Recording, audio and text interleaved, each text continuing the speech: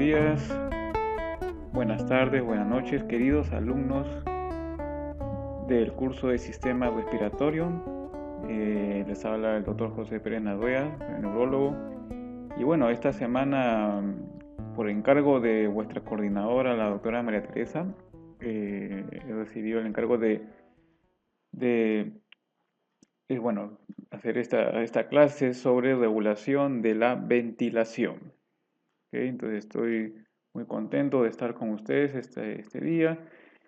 Y bueno, hoy día nos toca hablar sobre lo que es el fenómeno de cómo es que el cuerpo humano regula el fenómeno de la ventilación, ¿verdad? Entonces, para eso hemos, este tema lo he preparado de esta forma. Tenemos tres partes y un resumen final.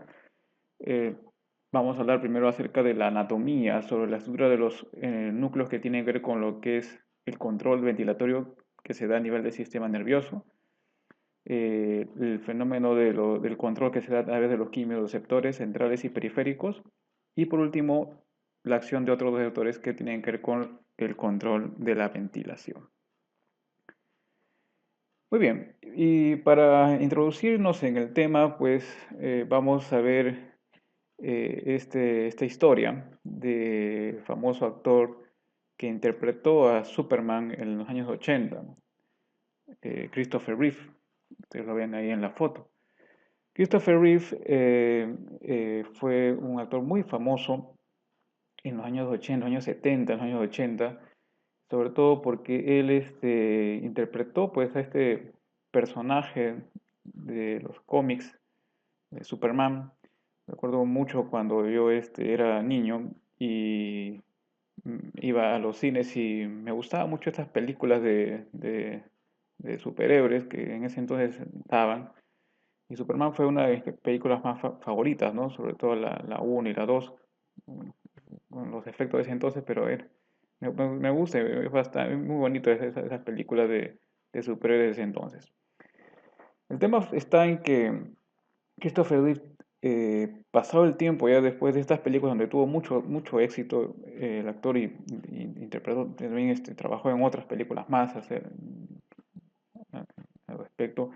Eh, Él en los años 90, él tiene un accidente. Él, en un ejercicio de equitación, le gustaban mucho estos deportes de equitación, él sufrió un accidente y eh, sufrió una caída del caballo y una fractura a nivel de las vértebras cervicales altas, nivel de C2, C3. Fue una fractura muy alta.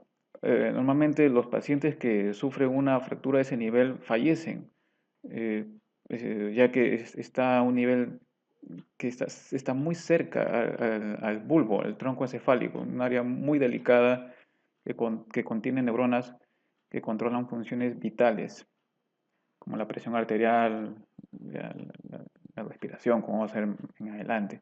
La cuestión es que Christopher Reeve, el señor Reeve, fue asistido rápidamente y logró sobrevivir pues, a este problema. Sobrevivió, pero con una secuela. Él tuvo una tetraplegia, es decir, una parálisis completa de las extremidades, las cuatro extremidades, con pérdida de sensibilidad. Ustedes recordarán, pues, por los conocimientos que tienen sobre el sistema nervioso, sabemos que la médula espinal lleva información sensitiva a través de vías aferentes, ascienden a llegar hasta el tálamo, y de ahí hacia la corteza cerebral, donde recién se experimenta la sensibilidad. Y a su vez, a través de la médula espinal, transitan todas las vías motoras o vías eferentes que van hacia las extremidades. Y como la lesión fue alta, C2, C3, el señor tuvo tetraplegia, es decir, una pérdida de la motilidad voluntaria de las cuatro extremidades, ¿no? Las cuatro extremidades y la pérdida de sensibilidad.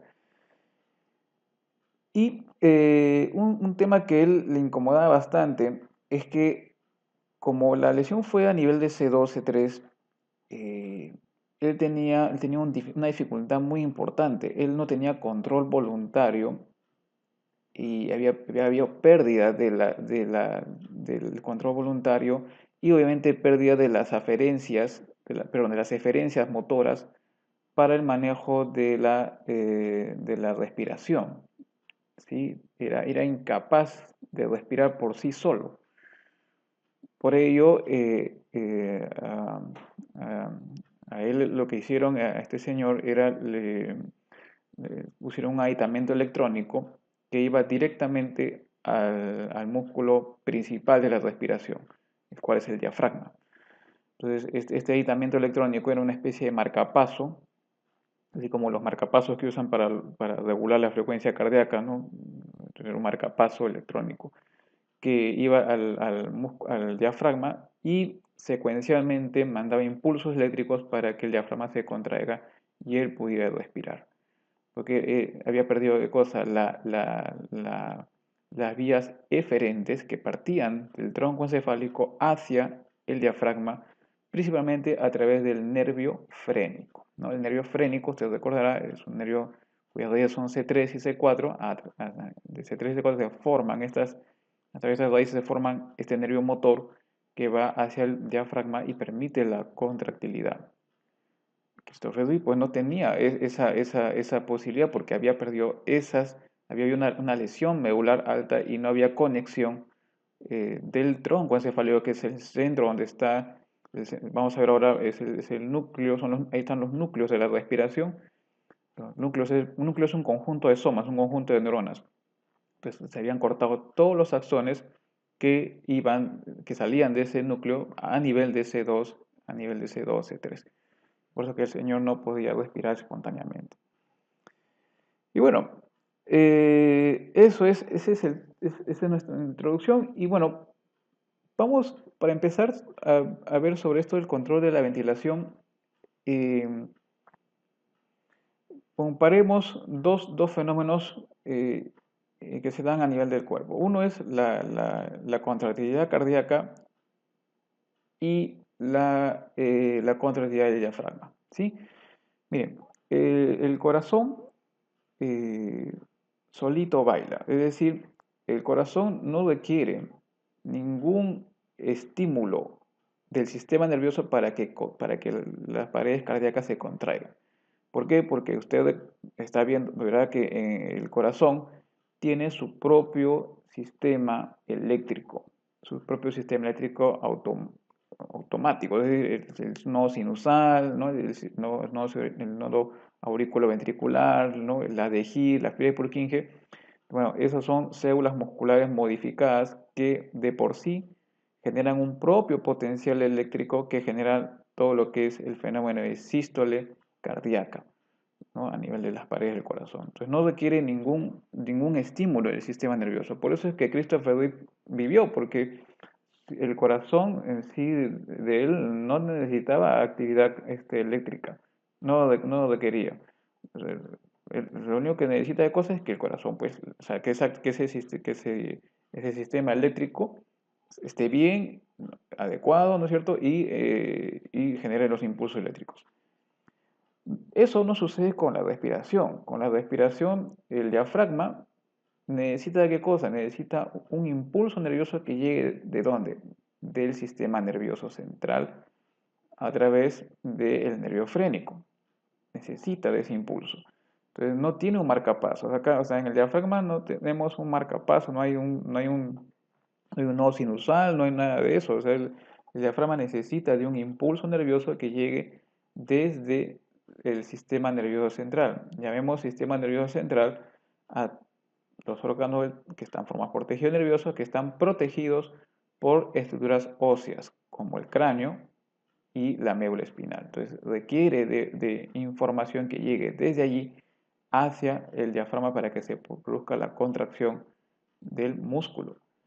Entonces esa es la gran diferencia entre lo que es el fenómeno de inspiración, expiración, es decir, el fenómeno de la respiración, la ventilación y el fenómeno de contracción cardíaca. Contracción del corazón por sí, como dice, el corazón solito baila. Él no requiere a nadie, él quiere bailar solito, tiene su propio impulso eléctrico, no hay ningún problema. Pero sí el diafragma sí necesita que alguien le estimule. En este caso tendría que ser el sistema nervioso. Si no, no se genera la ventilación.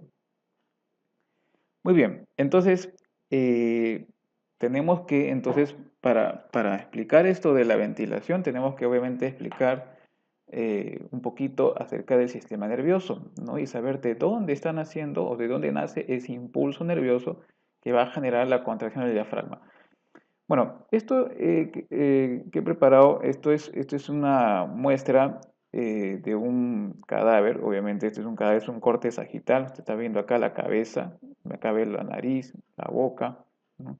Esto se supone que es la cavidad craneana y que se continúa a nivel del cuello con la columna vertebral. Entonces, dentro de la cavidad craneana, ¿qué encontramos? Encontramos el encéfalo. El encéfalo es conjunto de órganos que están conformados por tres elementos importantes: el cerebro, el cerebelo y el tronco encefálico. Todo esto está dentro del cráneo, ¿sí? Del tronco encefálico, la continuación del tronco encefálico es la médula espinal.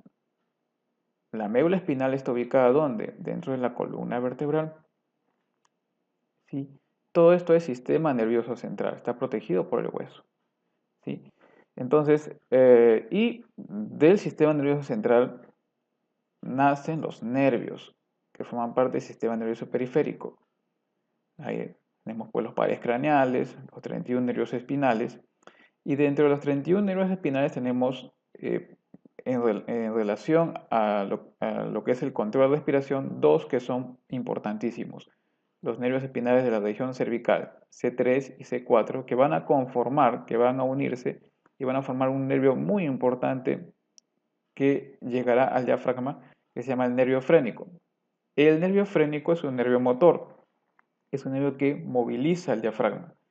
Si uno corta el nervio frénico, por más que esté todo esto bien, el cerebro, el tronco encefálico, no se va a mover el diafragma y el paciente no va a tener mucha dificultad para respirar. Entonces el nervio frénico es importantísimo, ¿sí? Ahora, veamos, en el sistema nervioso eh, todo gira en base a cómo ingresa la información, cómo se procesa y cómo se genera una respuesta a la información que llega, ¿sí? Esto lo podemos ver así con respecto a lo que es el control respiratorio. Veamos. Vamos a empezar con la vía eferente, la vía motora. Ya hemos dicho, o sea, para controlar el diafragma, para que el diafragma se contraiga y se genere el fenómeno de inspiración, que es un fenómeno parte de la mecánica ventilatoria, se requiere de un nervio, el nervio frénico, que es este que lo hemos puesto de color verde. Este nervio frénico está formado por se origina a través de quién, de dos raíces nerviosas espinales, que son C3 y C4. C3, C4 se juntan, ¿no? Y forman el nervio frénico, el cual va al diafragma, y cuando se contraiga el diafragma se produzca la inspiración. Aparte de esto, este nervio frénico, hay una serie de otros, perdón, aparte del músculo diafragma, que es el músculo más importante para la inspiración, existen otros músculos accesorios que intervienen en los fenómenos de inspiración y expiración, ¿no? Y ellos también son controlados por otra serie de nervios espinales cervicotorácicos, los cuales van a llegar a los músculos intercostales, al esternocleidomastoideo, el escaleno, la pared abdominal, en fin. Todos ellos intervienen en lo que es la vía de control motor de la respiración, de la mecánica ventilatoria. Ahora, la ventilación es influida por una serie de factores. Dentro de esos, los más importantes son los gases. Usted sabe que los gases, el CO2, el oxígeno, intervienen y van a regular la mecánica ventilatoria.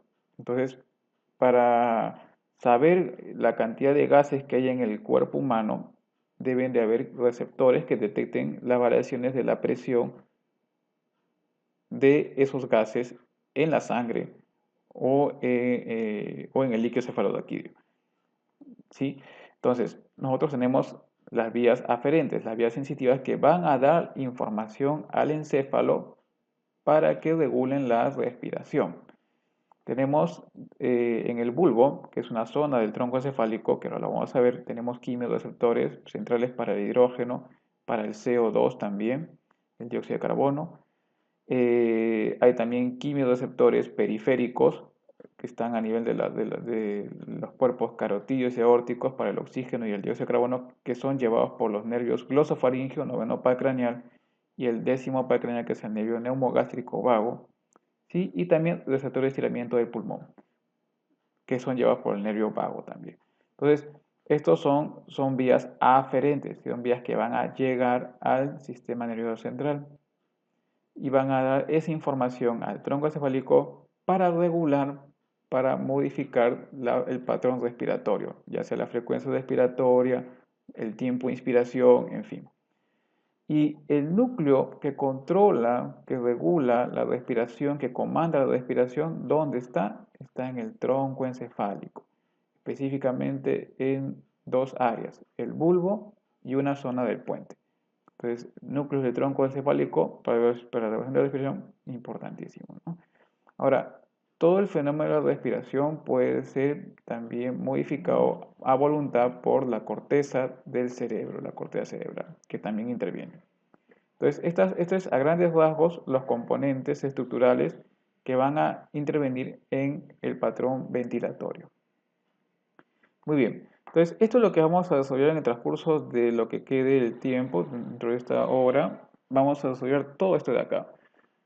Los núcleos que están a nivel del tronco encefálico y que regulan la respiración, los ciclos de inspiración y expiración, el fenómeno de control voluntario, los quimiorreceptores centrales y periféricos a nivel de arterias y los otros receptores que modifican, que pueden modificar el patrón respiratorio. El tronco encefálico al final lo que hace es, a través de todos esos estímulos que se dan, ya sea a nivel de quimiorreceptores, corteza cerebral y otros receptores, generan una respuesta que va a movilizar los músculos de la respiración, dependiendo de lo que el paciente presente, ¿no? A nivel de su medio interno. ¿Ok? Muy bien. Entonces, vamos a empezar entonces describiendo los núcleos de la respiración, los núcleos que están en el tronco encefálico, que son los núcleos del ciclo inspiración-expiración. Entonces, para eso estamos viendo ahorita una imagen de lo que es el encéfalo. Hemos hecho un corte sagital del encéfalo. Entonces, usted ve acá, vamos a describirlo. Primero, esto es el cerebro, que es un hemisferio cerebral. El cuerpo calloso que une los dos hemisferios. Este es el cerebelo. Y esto de acá es el tallo o tronco encefálico. El tallo tronco encefálico tiene tres zonas. El mesencéfalo, esta parte de acá, el puente, que es la parte más voluminosa, o protuberancia también se le llama, y el bulbo raquídeo, o médula oblongada. Entonces, esto de acá es el tronco encefálico. Y nosotros vamos a ubicarnos en estas dos zonas, el puente y sobre todo el bulbo, porque allí, sobre todo en el bulbo, es donde están la mayor parte de los núcleos que controlan funciones vitales, ¿sí? El paciente puede tener una lesión encefálica de la corteza del cerebro grande, pero si esto está íntegro, el paciente puede vivir. El paciente puede tener una lesión del cerebelo, puede tener problemas de equilibrio, pero si esto está íntegro, puede vivir. Si el paciente tiene íntegro el cerebelo, el cerebro, pero está dañado su bulbo, eso es incompatible con la vida, porque el bulbo es la parte con la cual, ahí están las neuronas que controlan los patrones de ventilación, de respiración, donde se generan, digamos, ahí están los marcapasos respiratorios. Así como el corazón tiene su marcapaso, que es el nodo sinusal que genera todo el fenómeno eléctrico y la sístole, ¿no? La contracción cardíaca, igual el marcapaso, los marcapasos que generan el impulso de inspiración están donde? En el bulbo raquídeo. Si esto se daña, el paciente fallece. Y bueno, Ese gráfico es lo mismo o sea, este es el tronco cefálico, es lo mismo que se ha visto anteriormente, pero ya en un esquema más sencillo de entenderlo. Entonces tenemos acá las tres partes, el mesencéfalo, tenemos el puente y tenemos el bulbo. Entonces, ubiquémonos. Entonces, vamos a empezar con el bulbo. En el bulbo tenemos dos grandes grupos de neuronas, ¿no? Son núcleos, conjunto de neuronas, conjunto de somas, dos grandes grupos que controlan la respiración. El grupo respiratorio dorsal, está el dorso, está la espalda, está hacia atrás, dorsal, hacia la espalda, y el grupo respiratorio ventral. Estos son los dos más importantes. El dorsal es el más importante porque es el centro inspiratorio. Allí es donde se va a generar el impulso inspiratorio que va a mover el diafragma. De acá van a ser los nervios, las acciones que van a ir más adelante y van a dar la información al nervio frénico para que se mueva el diafragma. Entonces el grupo dorsal es el centro inspiratorio. ¿Sí? Allí llegan también los nervios la información sensitiva de los quimiorreceptores periféricos eh, por los nervios noveno paracraneal, glosofaringio y el vago, que es el décimo paracraneal. Son las vías aferentes que llegan a ese núcleo. Tenemos otro grupo que es el grupo de cerebro ventral, que es este de acá, ¿sí?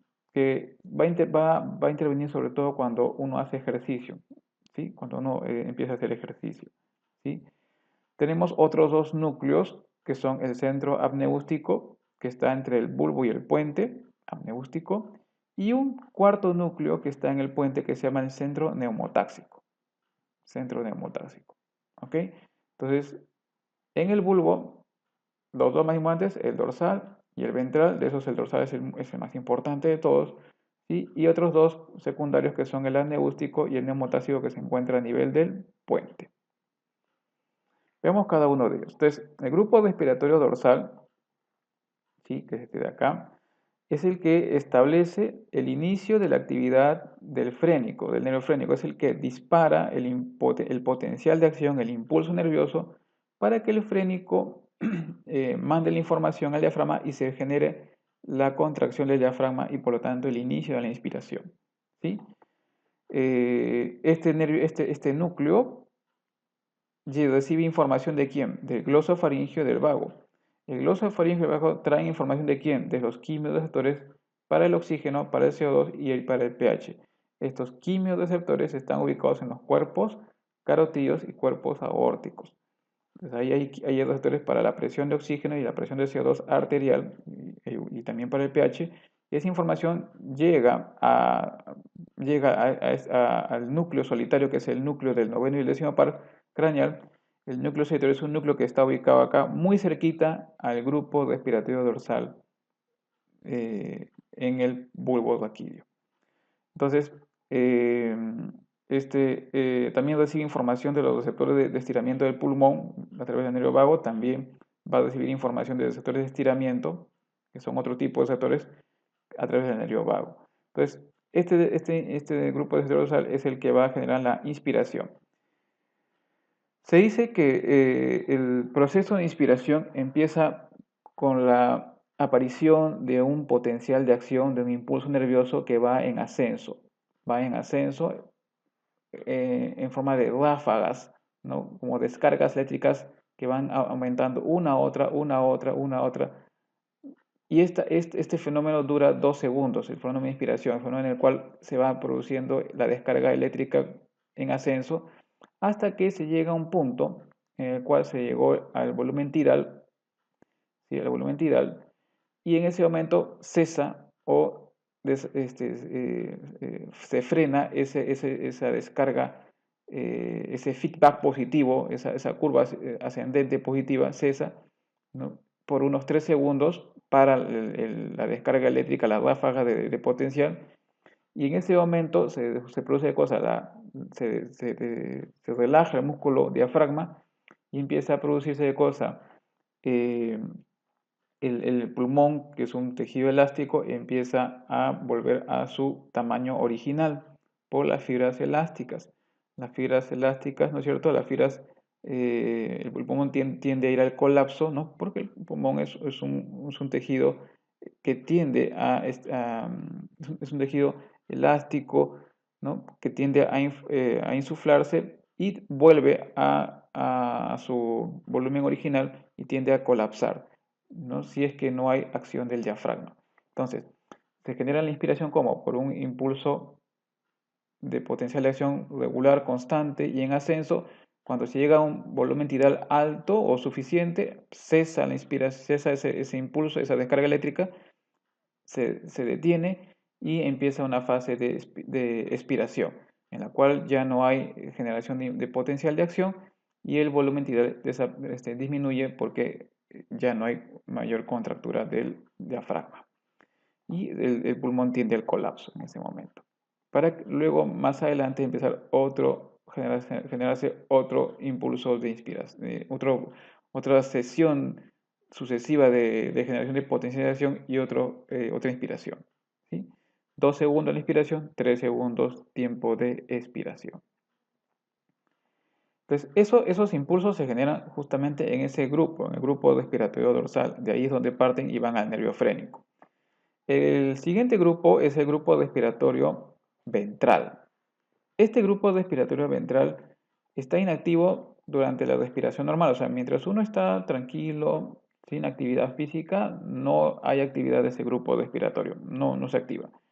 ¿Cuándo se activa?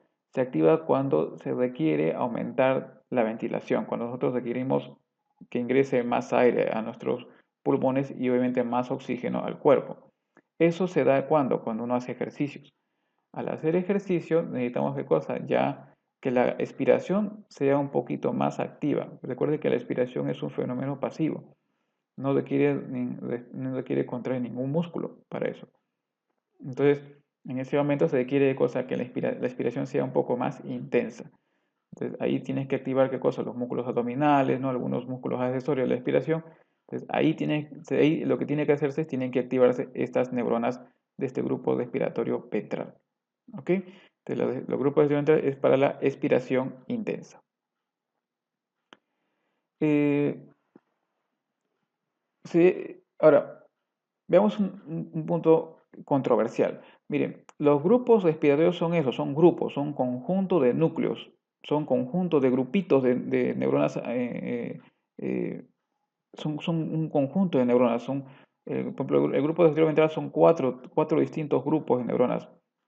¿Sí? Dentro de esas hay un grupo que se llama el núcleo de Boxinger. Y delante de este núcleo de Boxinger hay un complejo que se llama el complejo pre-Boxinger. Este complejo pre-Boxinger, en algunos textos, en algunos libros, le llaman el marcapaso del ritmo respiratorio. Consideran que es ahí donde se genera el fenómeno de, de generación de impulso inspiratorio y de control de la expiración. ¿Sí? Es como una especie de marcador del ritmo, es como el nodo sinusal, digamos, del corazón. Sin embargo, esto aún no está muy claro, hay controversia sobre ello. La mayoría de los fisiólogos consideran todavía el grupo respiratorio dorsal como el lugar donde se genera el impulso de inspiración. El pre-Boxinger en algunos textos ya aparece como evaluado, pero hay mucha controversia. Pues quedémonos con que el grupo respiratorio dorsal es para nosotros el centro de inicio del ciclo ventilatorio, el centro inspiratorio. ¿Sí? Pero ténganlo en cuenta porque por ahí lo van a leer, pero es muy controversial, así que nos quedamos solamente con los dos grupos grandes, el dorsal y el ventral. Ok, entonces continuamos con el centro amniótico. El centro amniótico está acá, es este de acá. Cuando se estimula, genera una inspiración prolongada. O sea, si uno estimula este núcleo justo con un electrodo, tú vas ahí y estimulas ese núcleo, vas a generar una inspiración prolongada. ¿No? Una inspiración prolongada. Eso se llama respiración apneusística o apneusis. ¿Sí? Miren, por ejemplo, esta es una respiración normal. Inspira, expira. Inspira, expira. Inspira, expira. Entonces, cuando hay una respiración apneusística, La inspiración es mucho más prolongada. Y luego expira, y luego mucho más prolongada.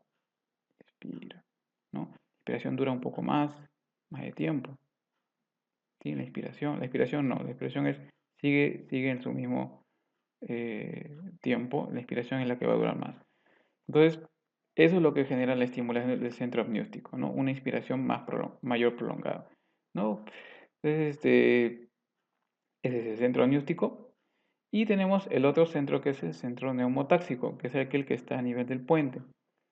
El centro neumotáxico lo que hace es inhibir la inspiración y también inhibe al centro amniótico, va a inhibir a este de acá y genera inhibición de la inspiración. Se encuentra en el puente y generalmente su ausencia no altera el ritmo respiratorio. O sea, si acá se hace un corte a este nivel, ¿sí? El paciente va a respirar normal, no hay no altera la respiración, ¿sí? No altera el patrón respiratorio, ¿sí? Si el corte es acá, por ejemplo, debajo de los centros de los grupos dorsal o ventral, ahí sí, el paciente no tiene respiración, se complica. Si saca el corte no hay ningún problema, ¿ya? Acá no hay ningún problema. Entonces, ese es el centro neumotáxico, inhibe a la inspiración. Bueno, inhibe la inspiración. Si se activa esto, inhibe la inspiración, ¿ya? Ok. Ahora, entonces este es el resumen. Entonces tenemos los núcleos de control del ciclo ventilator, tenemos los núcleos vulvares, dos importantes. El dorsal es el más importante porque es el que inicia la inspiración. Y el núcleo ventral que interviene solamente cuando hacemos inspiración y sobre todo expiración forzada, que se hace durante los episodios de ejercicio. Recuerde que por delante hay un núcleo que se llama el pre-Boxinger, que en algunos textos lo conocen como el marcapaso respiratorio. Y en los núcleos pontinos hay dos, que son el neumotáxico y el amniótico. El amniótico, al estimularlo, genera ¿qué cosa? Una inspiración más prolongada, y el neumotáxico inhibe al amniótico, pero no modifica el ciclo respiratorio. Muy bien, entonces ahora veamos el control voluntario del fenómeno de respiración. Esto se genera a nivel de la corteza cerebral. Tenemos que tener en cuenta lo siguiente. Primero, que el control voluntario solo es temporal. Es un fenómeno que se da por un tiempo, solamente por un tiempo. No podemos, esto no se puede hacer por mucho tiempo, ¿sí? El control de la respiración es importante también porque, por ejemplo, uno para conversar, para hablar, tiene que controlar de alguna otra forma la respiración, tiene que controlar esos núcleos que están en el tronco. Cuando uno también las emociones, ¿no? La emoción también genera cambios en el patrón de inspiración, expiración. Cuando una persona va a tocar un instrumento musical, por ejemplo la flauta, en fin, otro instrumento de viento, tiene que aprender a manejar su patrón respiratorio. Eh, es más difícil la hipoventilación voluntaria que la hiperventilación. ¿Por qué? Porque cuando uno hipoventila, cuando la persona está hipoventilando, está ¿qué cosa? Bajando su presión de oxígeno arterial y está aumentando su presión arterial de CO2. Entonces, hay dos estímulos que van a generar ¿qué cosa? Nuevamente un control, un control, o sea, va a generar ¿qué cosa? Que el paciente vuelva a tomar aire en una frecuencia normal. Mientras que cuando uno hiperventila, solamente hay un solo estímulo, que es la disminución de la presión arterial de CO2. La hiperventilación genera eso. Entonces, esto sí es un estímulo, ¿ya? Pero es uno solo. En el caso de la hiperventilación se generan dos estímulos y vamos a ver después en una imagen, una curva, una imagen que vamos a explicar esto mejor, pero cuando hay dos estímulos, oxígeno y CO2, si baja el oxígeno y aumenta el CO2, el impulso para empezar a respirar es mucho, mucho mayor que si hubiera solamente un solo estímulo. Por eso es que es más difícil la hipoventilación voluntaria que la hiperventilación, a voluntad, obviamente. Muy bien, entonces hemos visto lo que es el tronco encefálico, hemos visto la corteza cerebral. Veamos ahora el papel que toman en parte los quimiorreceptores centrales y arteriales, que es los dos fenómenos que estimulan, son los dos estímulos más importantes de la respiración. Antes de eso, quiero que vean acá en la gráfica que el control cerebral bypasea, ¿no es cierto? A veces el efecto de los núcleos del tronco encefálico. Puede tener un control hasta directo de los músculos de respiración, ¿ya? Eso puede pasar. Muy bien, entonces, quimiorreceptores. Tenemos dos quimiorreceptores, el central y el periférico. Entonces, los centrales son sensibles sobre todo a cambios de estos dos elementos, el CO2, el dióxido de carbono y el pH. ¿Sí? Central CO2, la C de central, CO2. ¿Y esto dónde está ubicado? En la región dorsolateral del bulbo. Ahí están los quimiorreceptores centrales. Mientras que los periféricos son más sensibles a qué? A los cambios de la presión arterial, de oxígeno sobre todo. También de CO2 y del pH, pero sobre todo de oxígeno. En cambio, los quimiorreceptores periféricos, ¿dónde están ubicados? Ellos están ubicados en zonas donde hay alto flujo arterial, o de sangre arterial, cuerpos carotídeos y cuerpos aórticos. Y la información lo llevan al bulbo a través del noveno y décimo par craneal, como estamos repitiendo varias veces ya. Entonces, los quimiorreceptores centrales son los más importantes para el control de la respiración. Estos son los más importantes, ¿sí? Se comunican directamente al grupo dorsal respiratorio, ¿sí? Al centro inspiratorio. ¿Y a qué son sensibles? Son muy sensibles a los cambios de pH en el líquido cefaloraquídeo, ¿sí? Si el pH empieza a ser ácido, eso genera ¿qué cosa? Un aumento de la frecuencia respiratoria, empieza a haber hiperventilación. Claro, porque lo que sucede es que cuando aumenta el CO2, ¿sí? El CO2 es un gas que difunde fácilmente por las membranas, ¿sí?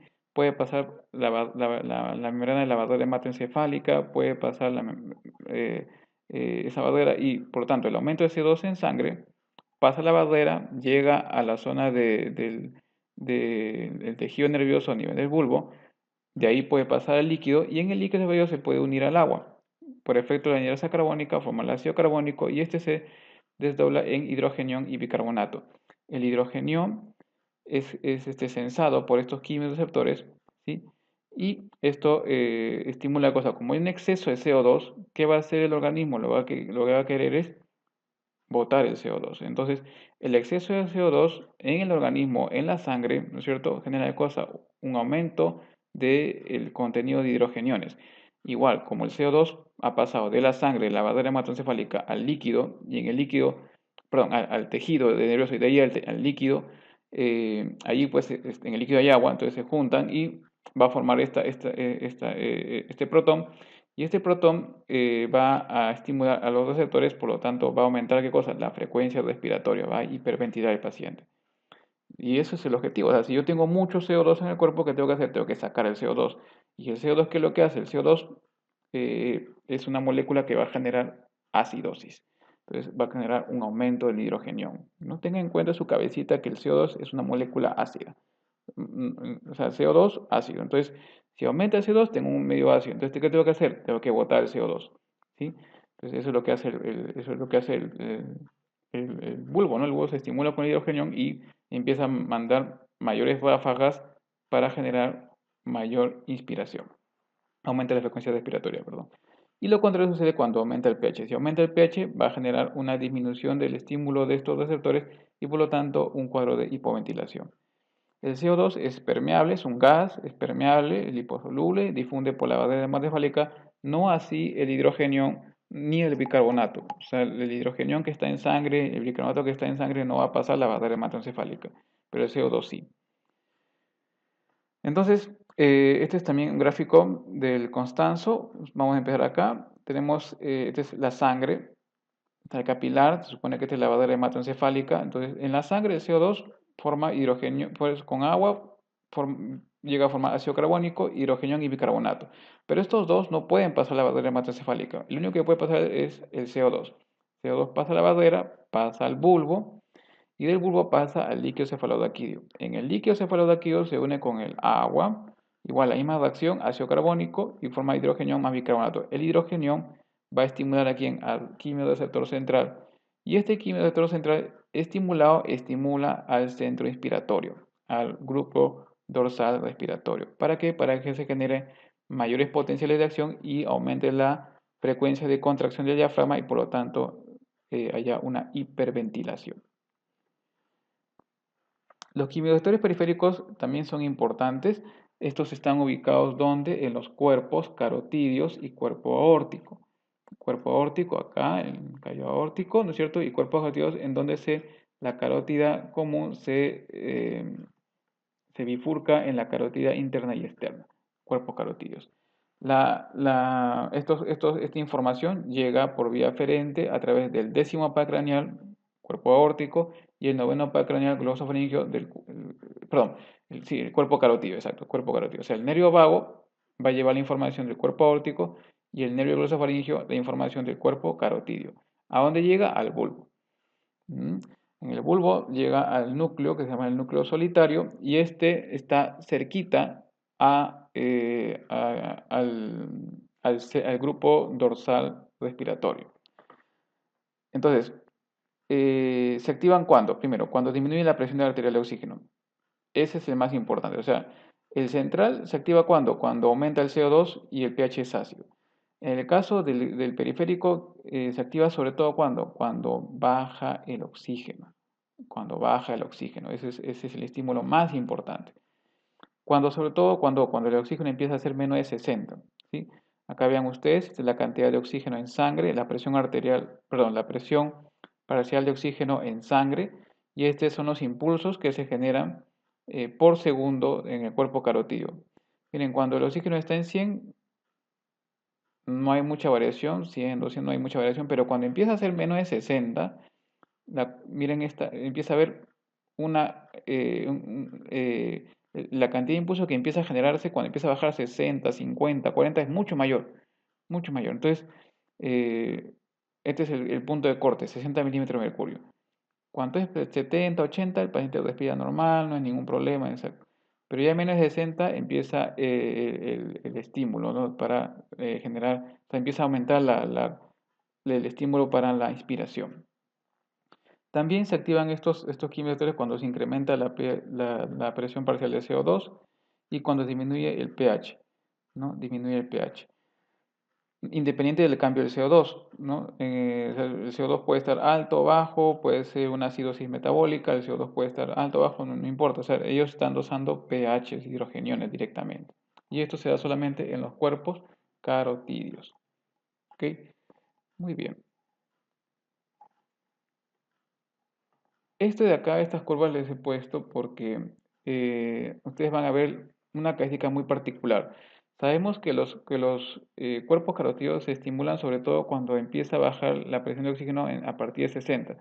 A partir de 60, pequeños cambios de la presión de oxígeno, 60 a 50, miren, o sea, acá está 60, ¿no? 50, entonces el cambio es mucho, es muy marcado, ¿no? Del impulso para generar inspiración. ¿Y eso corresponde a qué? Corresponde a la zona, a esta zona de la curva de hemoglobina, ¿sí? Entonces, la zona que está entre 30 y 60 milímetros de mercurio, entre 30 y 60 milímetros de mercurio, más o menos hasta acá, es una zona en la cual pequeños cambios en la presión de oxígeno generan grandes cambios en la saturación de hemoglobina. ¿Sí? Pequeños cambios en la presión de oxígeno generan grandes cambios en el porcentaje de saturación de hemoglobina. Ya cuando empieza a ser 75, por ejemplo, de ahí en adelante, ¿no? Los cambios que se dan en la saturación ya no son muy marcados, ¿no? Ya la hemoglobina se está acercando a la saturación de 100, entonces no hay ningún cambio. Pero a partir de 60 hacia abajo, la pendiente es muy marcada. Entonces, por ejemplo, cuando tenemos en 25, 50. Si yo subo, por ejemplo, a 30, estoy en 75. Miren, bastante es el cambio. En cambio, por ejemplo, cuando yo tengo una presión de oxígeno de 75 y yo lo subo, por ejemplo, vamos a poner acá a 90, no hay mucha variación, ¿no? Acá ha habido, por ejemplo, 90, acá será 97, comparado con lo que había acá de 50 a 75, es bastante la variación. Y justamente menos de 60 de presión de oxígeno hasta 30 corresponde a esta curva de acá, de 60 a 30. Grandes cambios cuando la curva se empieza a saturar rápidamente, es ahí donde el impulso del cuerpo carotídeo es mucho más frecuente.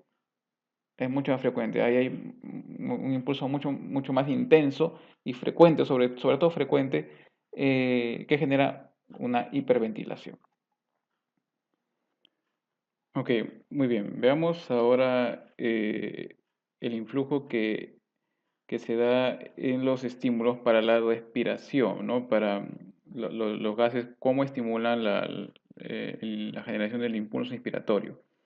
Veamos acá, miren, tenemos en este lado la cantidad de CO2 en sangre arterial, expresada en presión parcial, y en esta línea la ventilación alveolar, que vendría a ser la cantidad de aire que llega a los alvéolos por minuto. Entonces, miren ustedes, cuando en una persona que tiene una presión arterial de oxígeno de 100 milímetros de mercurio, cuando la presión arterial de CO2 es de 40, la cantidad de ventilación aérea por minuto es cerca de 5 litros. Cuando empieza a aumentar la cantidad de presión arterial de CO2 a 45, eso llega a ser 10 litros. Es decir, ¿qué ha habido acá? Ha habido un aumento de la frecuencia respiratoria. Y, eh, y esto es ¿por qué? Porque ha subido la cantidad de CO2 en sangre arterial. Ahora, veamos el caso en el cual tengamos un paciente, una persona con la misma, con el mismo, o sea, un paciente en el cual ya la presión de oxígeno no sea de 100, sino de 50. Entonces, acá, ¿qué cosa sucede? Que acá hay, por un lado, hay un nuevo estímulo, que es la deficiencia de oxígeno. Cuando la presión arterial de oxígeno era menos de 60, ya había un estímulo suficientemente intenso para empezar a generar impulso para la inspiración. Entonces, ¿qué va a suceder? Si antes, cuando teníamos 40, generábamos 5 litros por minuto, ahora con 40 de CO2 y 50 de milímetros de mercurio de oxígeno, vamos a generar más o menos, o deberíamos generar cerca de 14 litros por minuto de ventilación alveolar, lo cual es mucho más alto comparado cuando teníamos una presión arterial de oxígeno normal de 100. O sea, cuando la hipoxia potencia la respuesta ventilatoria cuando incrementamos la presión de CO2, porque acá hay dos estímulos, el aumento de CO2 y la disminución de oxígeno en sangre arterial. Por eso es que dijimos que si queríamos generar entre una hipoventilación y una hiperventilación voluntaria, lo más difícil de hacer es la hipoventilación, porque cuando uno hipoventila tiene dos estímulos que se están generando. Por un lado, se está acumulando el CO2 y por otro lado no está ingresando oxígeno.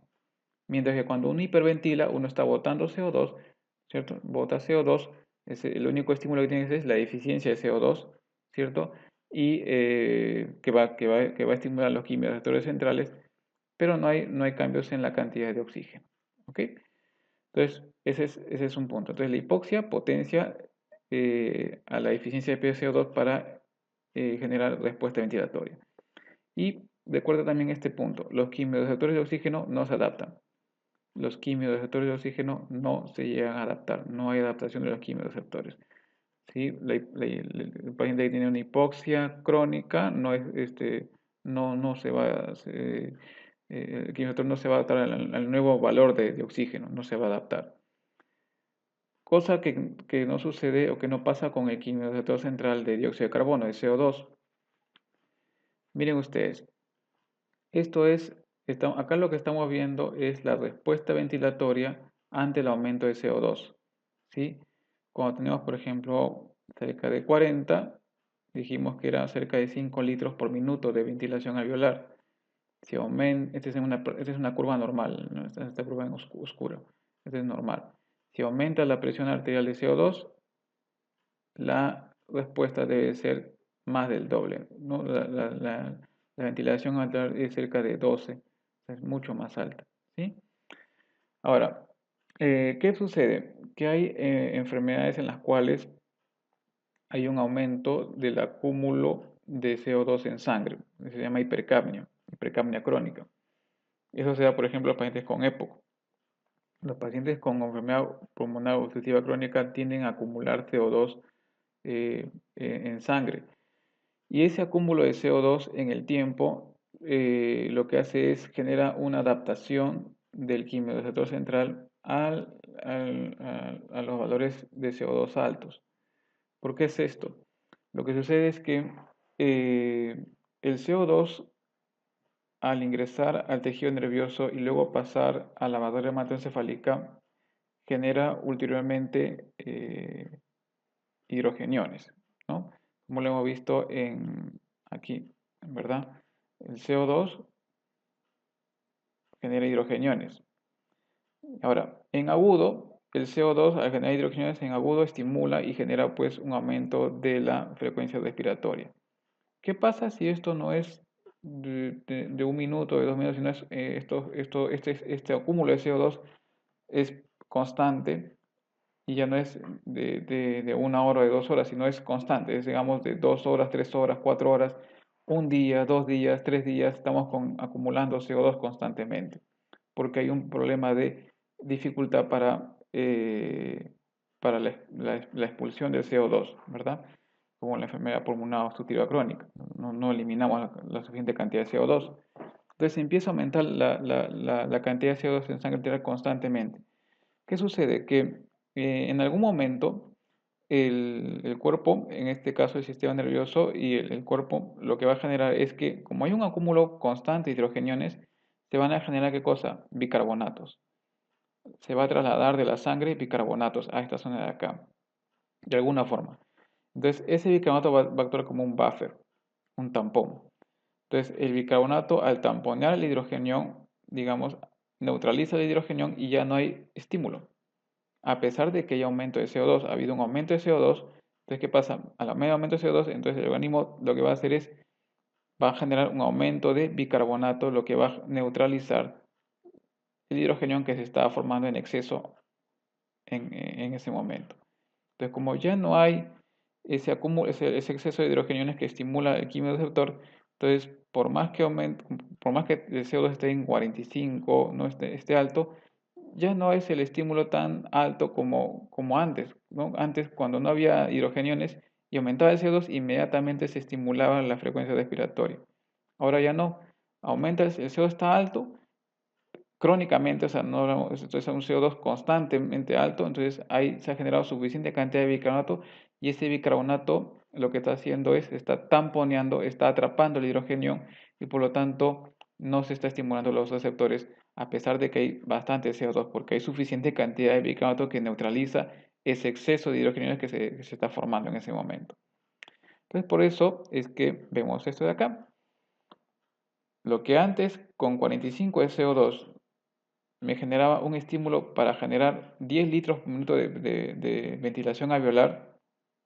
Ahora, como hay una enfermedad obstructiva crónica que ha generado un aumento de CO2 crónico, con 45 ya se adaptó y ya no hay estímulo porque el hidrógeno se fue atrapado por el bicarbonato.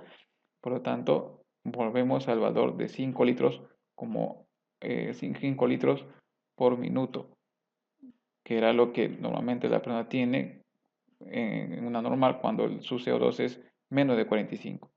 ¿Ya?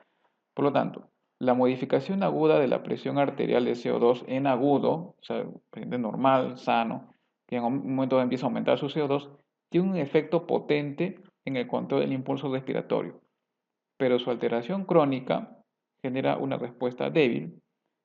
¿Por qué? Porque en el tiempo ese aumento de CO2, esa disminución, ese aumento de CO2 que genera una acidosis, una disminución del pH en el sistema nervioso central, va a ser, va a generar una compensación. A ver, un aumento de hidrogenio se va a generar pues bicarbonato, va a compensar, va a tamponearlo y lo que hace que estos quimiorreceptores centrales ya no sean tan sensibles como antes al aumento, al CO2, al CO2 aumentado. Entonces se produce un fenómeno de adaptación. Entonces, en ese momento, el paciente, el principal estímulo para respirar ya no es el CO2, sino es el oxígeno. Es el oxígeno. El oxígeno. Entonces, en este paciente ya no es el CO2, es la deficiencia de oxígeno. La deficiencia de oxígeno va a ser su principal estímulo para respirar. ¿Ok? Eso sucede en los casos de enfermedad pulmonar obstructiva crónica o en los pacientes que tienen un cuadro que genera una hipercapnia, un aumento de CO2 en sangre a largo plazo. Muy bien, entonces ya hemos visto los núcleos de tronco, hemos visto el control voluntario, hemos visto los quimiorreceptores centrales y arteriales. Veamos ahora los receptores que están en periferia y que también intervienen en el patrón respiratorio. Tenemos mecanorreceptores pulmonares, que son de estiramiento. Estos están ubicados a nivel de las paredes, de los músculos lisos, de las vías aéreas. Y cuando se estiran estos mecanorreceptores, cuando uno está, sobre todo esto se estira cuando uno toma aire, en inspiración, ¿qué genera? Va a generar un reflejo, el reflejo de Herring-Brauer. Este reflejo consiste en lo siguiente: el estiramiento de estos mecanorreceptores en inspiración, ¿sí? En inspiración va a generar una parada, una disminución del esfuerzo inspiratorio, apnea y o disminución de la frecuencia respiratoria. Es decir, si yo tomo aire, ya va a haber un momento en el cual se estiran estos receptores y voy a parar, voy a dejar de tomar aire, voy a dejar de inspirar. ¿Sí? Porque se han estimulado estos mecanorreceptores que a través del vago llegan al tronco encefálico e inhiben el grupo dorsal de inspiración. ¿Ya? El grupo dorsal de respiración, que es el que genera la inspiración. A ese reflejo se llama el reflejo de Herring-Brauer. La vía eferente es el décimo par craneal. Receptores articulares y musculares. Estos son muy importantes para el ejercicio. Cuando hay una actividad física, la actividad física que estimula a estos receptores que están en las articulaciones y en los músculos. Estos receptores llegan a la médula espinal y de ahí mandan información al tronco encefálico y van a generar cambios en la respuesta ventilatoria. ¿Sí? Cambios en la respuesta ventilatoria. Incluso mucho antes de que empiece a aumentar el CO2 o empiece a bajar la cantidad de oxígeno en sangre. Usted sabe, pues cuando uno hace ejercicio, ¿qué es lo que pasa? Se consume más glucosa, empieza a aumentar el CO2, ¿sí? Entonces, ese aumento de CO2, en teoría, lo que debería hacer es estimular el quimiorreceptor central y el quimiorreceptor central estimulado generar un impulso para generar una inspiración en ese momento, ¿sí? Si hay más CO2, debe haber más impulso para generar más inspiración, aumenta la frecuencia respiratoria, hiperventilación, para que ingrese el oxígeno y salga el CO2 y sea efectivo el ejercicio. Pero ¿qué pasa? Que para que se llegue a eso, no es en el momento. Tiene que pasar un tiempo para que se genere suficiente cantidad de CO2 y recién se empiece a estimular los quimiorreceptores. Pero ya antes de eso, cuando uno ya empieza a hacer ejercicio, ya empieza a haber cambios en la ventilación alveolar. Miren ustedes, por ejemplo, esta persona, por ejemplo, empezó a hacer ejercicio acá y ya inmediatamente hubo un aumento del volumen de aire que llegaba a sus alvéolos. De lo que estaba antes así en reposo, ya inmediatamente, no requirió mucho, ya empezó a moverse y empezó a aumentar la ventilación alveolar, empezó a aumentar su ventilación y empezó a disminuir su presión de CO2 arterial, sin, sin haber pasado un minuto. Sí, ya empezó en ese momento. ¿Sí? ¿Y eso por qué? Porque se empezaron a estimular esos centros respiratorios porque se estimularon primero los receptores articulares musculares por efecto del ejercicio. Los receptores articulares musculares se estimularon por el ejercicio y estos mandaron información al centro respiratorio para que inmediatamente ya empiecen cambios para aumentar la frecuencia respiratoria, hiperventilar y ya adaptarse rápidamente al ejercicio. ¿Sí? Mucho antes que suba el CO2 en sangre, mucho antes que baje el oxígeno en sangre. Y tenemos también los receptores irritantes, ¿sí? Activación por sustancias irritantes en las vías aéreas superiores y el árbol traqueobronquial. Estos son receptores que están en la vía aérea superior y en el árbol traqueobronquial. Cuando se irritan, cuando hay una sustancia irritante, un polvillo,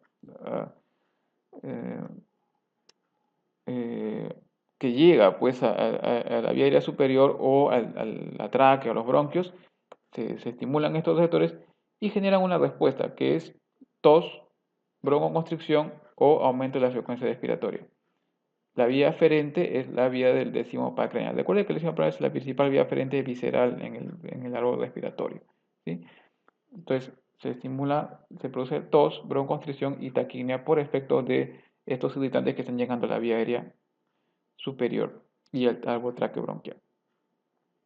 Y por último tenemos los receptores J. Se llama así J por el término de yuxtacapilar. Son receptores que están ubicados, como dice acá, yuxtacapilar, están cercanos a las paredes de los vasos sanguíneos en los alveolos, ¿no? Cercanos a las paredes alveolares. ¿Cómo se estimulan estos receptores? Cuando hay un aumento de la sangre en los vasos de los capilares, los vasos pulmonares, en congestión vascular, y también cuando hay aumento del volumen del líquido intersticial, por ejemplo, en una insuficiencia cardíaca izquierda.